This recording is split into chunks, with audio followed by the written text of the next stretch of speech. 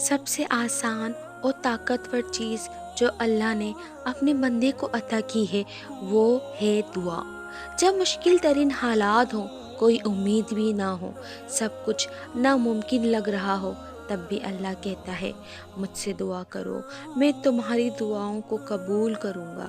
اللہ نے دعا میں اتنی طاقت رکھی ہے کہ یہ تقدیر کو بدل سکتی ہے، جو قسمت میں لکھا ہے اس کو بدلنے پر مجبور کر دیتی ہے۔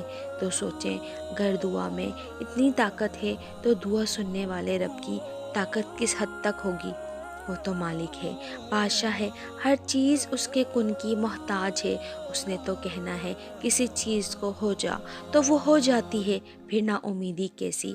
ممکن اور ناممکن بس ہماری اپنی سوچ تک ہے، اللہ کے لیے کچھ بھی ناممکن نہیں۔ اس لیے دعا کیا کریں اپنے لیے اور اپنے سے منسلک رشتوں کے لیے۔ میرا رب ہر شے پر قادر ہے، وہ بڑے غور سے سنتا ہے اپنے بندے کو۔